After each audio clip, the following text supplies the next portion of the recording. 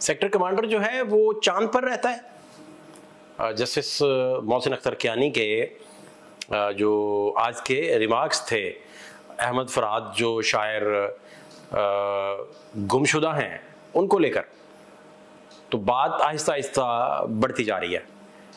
ये 6 जजेस की सुप्रीम जुडिशल काउंसिल में जो लेटर्स उन्होंने लिखे वहाँ से मामला शुरू हुआ। अब एग्जेक्टिव्स को किन किन मसाइल का देखें, लाहौर हाई कोर्ट ने भी आज कह दिया चीफ जस्टिस साहब ने कि मरियम बीबी को हम ज़ाती हैसियत में तलब करेंगे अगर आपने ATC जजेस का जो है वो तैनाती ना की तो। उधर बाबर सत्तार जो हैं वो तौहीन अदालत की जो कार्रवाई है वो शुरू किए बैठे हैं और ऑडियो रिकॉर्डिंग्स केस जो है उस पर वो बरहम और सख्त सारा। इधर से मोहसिन अख्तर कियानी शुरू हो गए और सख्त रिमार्क्स इनसे आ रहे हैं और वो कह रहे हैं कि ये केस जो है ये टेस्ट केस है एक शायर का। और उन्होंने रिमार्क्स देते हुए आज ये भी कहा कि ये अगवा बराए तवान से ज़्यादा संगीन है। फिर उन्होंने इदारों को मुखातिब किया और इदारों को मुखातिब करके कहा कि आप अपने ऊपर से लेबल हटाएं कि आप जो हैं वो मुबैना तौर पर इन सारे मैटर्स में जो है वो इन्वॉल्व हैं। तो वो तो डायरेक्ट आज रिमार्क्स भी दे रहे थे, बात भी कर रहे थे। तो बात आहिस्ता आहिस्ता बढ़ती बढ़ती यहाँ तक पहुँच गई है और हीट जो है उसे कम करने के लिए, जैसे राना सनाउल्लाह साहब ने बड़ी दिलचस्प बात की थी। उनका था कि 6 जजेस की जो लेटर वाला मामला है उसको आउट ऑफ कोर्ट बैठ के सेटलमेंट करनी चाहिए, उस पर बैठना चाहिए।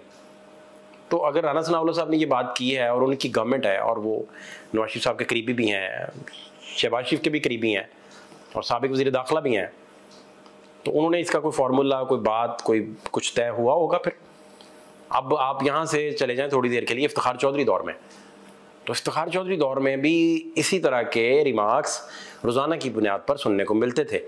इफ्तिखार चौधरी साहब अक्सर कहते थे कि आपके DG साहब को बुला लेते हैं, फिर आर्मी चीफ को बुला लेते हैं। इफ्तिखार चौधरी क्या करते थे और फिर तलब करते थे, फिर वो अडयाला जेल से लोग लेके कुछ आते थे, कुछ सेफ हाउसेस से आते थे, मिसिंग पर्सनस पेश होते थे। तो एक लंबा वो एक प्रोसेस चल रहा था। उनके बाद जब अनवर ज़हीर जमाली आए तो फिर यकदम जो मिसिंग पर्सनस का केस इफ्तिखार चौधरी लेकर चलते थे वो यकदम बैठ गया और उसमें कोई दोबारा फिर बात सुनाई ना दी। और अनवर ज़हीर जमाली साहब ने आते ही जो बड़े से बड़े बंदे को भी बुलाया तो वो वहाँ वो सेक्रेटरी को तलब करते थे, सेक्रेटरी दिफा से बात शुरू करते थे। अब आज की जो सेक्टर कमांडर चांद पर रहता है ये अवैस यूसुफजई साहब सीनियर कोर्ट रिपोर्टर हैं जियो टेलीविज़न के, उनका मैं ट्वीट आपसे शेयर कर रहा हूँ। सेक्टर कमांडर चांद पर रहता है, क्या हैसियत है इसकी, एक ग्रेड 18 का मुलाजिम होगा, इनको इनकी औकात में रहने दें, इनके ताबे मत हों, मुल्क इनके बगैर भी चलेगा। जस्टिस मोहसिन अख्तर कियानी। फिर जो अहम तरीन इसमें डेवलपमेंट आई वो ये थी कि अदालत को बताया गया आज कि जो बंदा गुमशुदा है, जो शायर है अहमद फराद, उनके व्हाट्सएप कॉल से घर वालों को कॉल रिसीव हुई और उसमें 2 बंदों के पीछे आवाज़ भी आ रही थी जो उसे गाइड कर रहे थे या प्रेशर डाल रहे थे। जो बातें आज कोर्ट में हुई और वो कह रहे थे कि आप इस तरह करें कि कोर्ट में बता दें कि ये अपनी मर्जी से गए हैं, एप्लीकेशन वापस ले लें और ये हफ्ते तक वापस आ जाएगा, हफ्ते के रोज़ वापस आ जाएगा और कोर्ट में आप बता दें। तो वो कहते हैं कि हम अब ये एप्लीकेशन वापस नहीं लेंगे और ये वापस भी नहीं आया और हमें जो है वो गलत बताया गया। अब जो साकिब बशीर साहब सीनियर कॉरेस्पोंडेंट वो क्या कह रहे हैं, अहमद फराद की बाजियाबी दरख्वास्त पर इस्लामाबाद हाई कोर्ट में गैर मामूली समाअत। जस्टिस मोहसिन अख्तर कियानी साहब जो हैं उन्होंने अहमद फराद की अदम बाजियाबी पर बरहमी का इजहार किया। अब मामला ISI और MI के इख्तियार से निकल गया है। इन यानी पुलिस के थानों के रजिस्टर भरे हुए हैं। आज तक कितने बंदे रिकवर हुए? अभी सेक्रेटरी दिफा, सेक्रेटरी दाखिला, अब इन्होंने जो लास्ट हुआ इसमें जो कल के लिए 3 बजे तक सेक्रेटरी दिफा को और सेक्रेटरी दाखिला को तलब कर लिया और वो कह रहे हैं कि हमें बंदा प्रोड्यूस करके दें, हमें बंदा दें हर सूरत। अब ये माहौल आप देखें, टेंशन के माहौल में आप उन दिनों का सिनेरियो देखें जब नया नया ख़त लिखा गया था। तो ख़त जब लिखा गया था तो पावरफुल लोग और इशराफिया जो है एलीट पॉलिटिकल, वो ये बात करते दिखाई देते थे। वो कहते थे कि जजेस ने अपना इख्तियार क्यों नहीं इस्तेमाल किया, हाईकोर्ट का जज तो तौहीन अदालत की प्रोसीडिंग कर सकता है, तो इन्होंने अपना हक क्यों नहीं इख्तियार किया। ये बातें सुप्रीम कोर्ट के बेंच में भी हुई। काजी साहब जिसको हेड कर रहे हैं चीफ जस्टिस साहब, तो वहाँ भी ये बातें हुई। तो अब ये सिलसिला शुरू हो गया और वो फौरी तौर पर तौहीन अदालत की कार्रवाई भी शुरू कर देते हैं। अब यहाँ से देखें ना, वज़ीर-ए-आज़म को तलब कर लेते हैं, शहबाज शरीफ अदालत में पेश हो जाते हैं, को तौहीन अदालत की कार्रवाई शुरू हो जाती है, कुछ ऐसा इनिशिएट हो जाता है जो बड़ा गैर मामूली है। तो फिर बात किस तरफ जाएगी? और फिर एक क्योस और पॉलिटिकल बहरान यहाँ जन्म लेगा अगर ये चीज़ें इसी तरह चलती रहीं। मतलब कुछ चीज़ों को असेस हो जाता है कि इसका ये डेडलॉक की तरफ चला गया, मामला डेडलॉक पे है। तो एग्जेक्टिव अगर अदालत की मुआवनत नहीं करेंगे और अदालत का हुक्म बजा नहीं लाएंगे तो बात फिर कहाँ तक तलक जाएगी।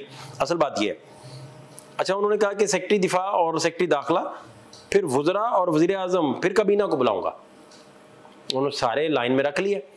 अब मोहसिन अख्तर कियानी साहब की तो रिप्यूट ही ये है कि वो बहुत तगड़े हैं, और इस सारे सिलसिले में जो ख़त भी लिखे गए उसमें वो किसी जगह ना मैनेज हुए थे, ना उन्हें मैनेज करने के लिए जो भी कोशिशें की जाती थी वो सारा बिल्कुल किसी लेवल पे भी मोहसिन साहब पे किसी तरह का कोई ऐसा दाग नहीं लगा। फिर उन्होंने कहा कि अभी इस केस को मिसाल बनना है, ये अगवा बराए तावान से ज़्यादा संगीन जुर्म है, अदालत इनको हिदायत दे रही है बंदा अदालत के सामने पेश करें, इनको बता दें कि पटिशनर्स को ना मैसेज कराइएगा। सुबह पूछा था अगर दहशत गर्द है किसी पर्चे में है तो बता दें। अच्छा ये पिटीशन खारिज कर दूंगा अगर वो बता दें कि ये दहशत गर्द है किसी पर्चे में है। फिर उन्होंने जो सेक्रेटरी जो वजारत दिफा का नुमाइंदा था उनको भी कहा कि आप कभी अगवा हुए? तो उन्होंने कहा नहीं मैं कभी अगवा नहीं हुआ। तो उन्होंने कहा क्या बीतती है उन लोगों पे जो अगवा हो रहे हैं और उनकी फैमिलीज किस तरह सफ़र कर रही हैं। अच्छा जी, फिर कहते हैं कि सेक्टर कमांडर का बयान लिखें, कल बताएं। यहाँ से उन्होंने कहा कि अगर वो दहशतगर्द है तो हमें बताएं, किसी पर्चे में है तो बताएं, और सेक्टर कमांडर का लें, बयान लें। क्या सेक्टर कमांडर चांद पे रहता है? क्या हैसियत है इनकी?